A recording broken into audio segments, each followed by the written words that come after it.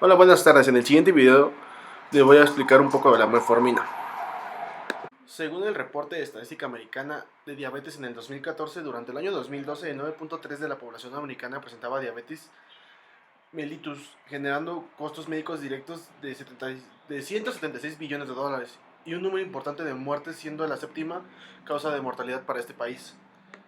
Las enfermedades cardiovasculares generan aproximadamente una de cada tres muertes entre los pacientes con diabetes mellitus tipo 2, por lo que el control de los factores de riesgo cardiovasculares es parte importante dentro del tratamiento en este grupo de pacientes. Más allá del control glucogémico, es así como distintas sociedades favorecen el uso de un fármaco antidiabético que, además de intervenir la glucemia, logra impactar sobre las comodidades principales, la cardíaca, pero disminuyendo el riesgo de hipoglucemia, la cual conlleva el aumento en morbilidad y mortalidad, así como la metformina prescrita en aproximadamente el 80% de los pacientes con DM2.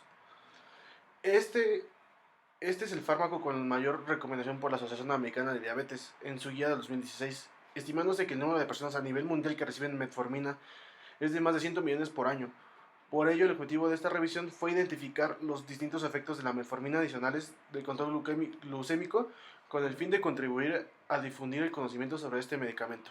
La metformina es un antibiótico oral del grupo de las bigundidas, primera línea de tratamiento de los pacientes con DM2 y en casos puntuales de diabetes mellitus tipo 1.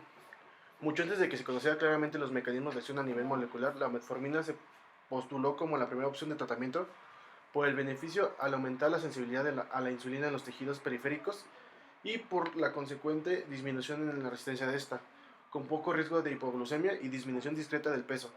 Además que demostrar en ensayos clínicos la reducción del riesgo de complicaciones macrovasculares, que son la mayor causa de mortalidad en el pacientes con DM2. La metformina actúa mediante la disminución de la producción hepática de glucosa por disminución de la glucogénesis, sensibilización de los tejidos periféricos a la insulina, efecto antipolítico por los cual disminuye la cantidad de ácidos grasos disponibles para la glucogénesis.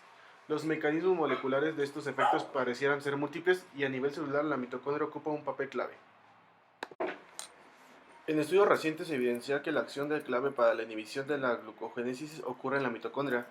La metformina inhibe isoforma mitocondrial de la enzima glicerol fosfato deshidrogenasa, enzima que cataliza la conversión de glicerol a fosfato a dihidroxicetona fosfato. Esto disminuye la concentración de nicotina adeín dinucleótido en el citosol y por ende aumenta la reacción nicotina adenín dinucleótido reduciendo NAD y NADH. En este compartimiento y de manera secundaria disminuye esta reacción en la mitocondria, lo cual a su vez restringe la conversión del lactato a piruvato, evidenciando así el uso de estos sustratos para la glucogénesis. En este diagrama se muestra el diagrama esquelético del efecto anti-hipergliceramente de la metformina en el hepatocito. La metformina es transportada dentro de la célula por el OCT1, resultado de una inhibición de la cadena respiratoria mitocondrial sobre el complejo 1 por mecanismos aún desconocidos.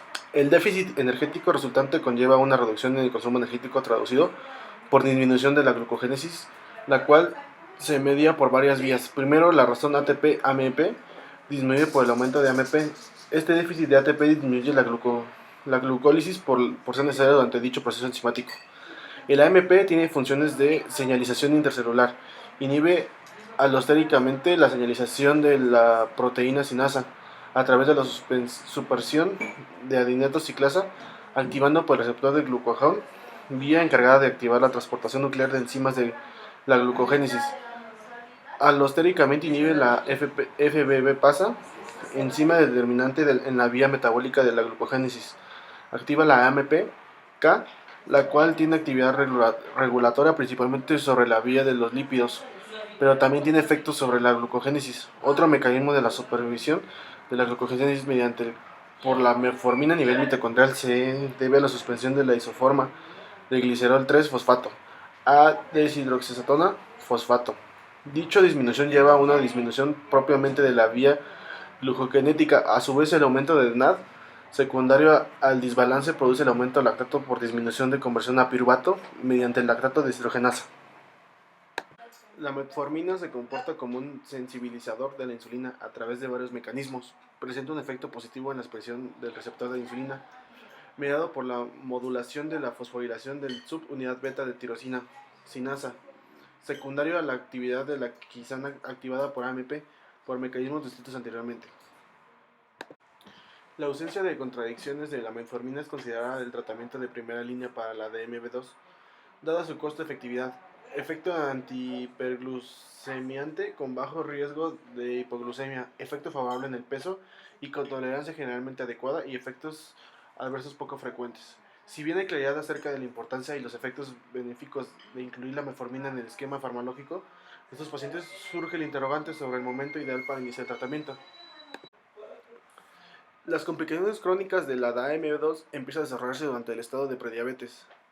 La prevalencia de la retinoplatia, la microalbuminuria y neopatía están presentes en la población de un 8% a 19%.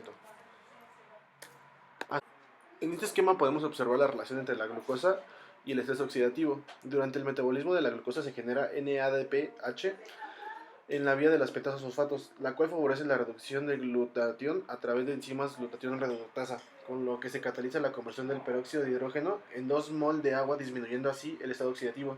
Sin embargo, la NADPH oxidativa favorece la vía de la NADPH hacia la formación del superóxido de lesión el endotelio vascular, prevención del vaso dilatador. En la imagen podemos observar el mecanismo regulador de la metformina y su efecto antineoplástico.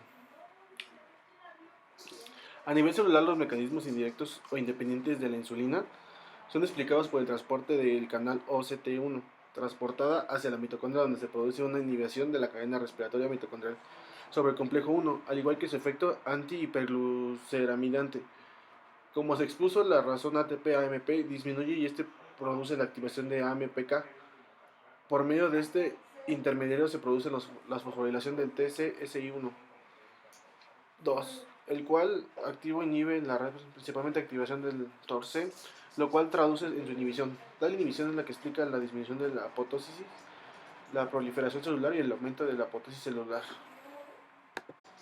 En distintos análisis observacionales retrospectivos han develado la asociación entre la diabetes mellitus y el cáncer de los sistemas genitourinario, tejido mamario, hepatobiliar, gastrointestinal, entre otros, así como la mayor mortalidad, riesgo de complicaciones y menor respuesta al tratamiento dirigido al cáncer. La hipótesis plantea un efecto secundario del hipersulinismo y la resistencia a la insulina, dado por la actividad mitogénica directa de esta, así como por el aumento del factor 2 de crecimiento similar a la insulina tipo 1 y tipo 2, al aumentar la expresión del receptor de hormona de crecimiento de células mamitas, de tejido hepático, mamario, próstata y líneas células hemáticas. A su vez, como marcador de potencial invaso y antiapóptico, además de preglucemia, si bien bajo la hipótesis de Warburg, es principal el sustrato metabólico para generación de energía en las células cancerígenas.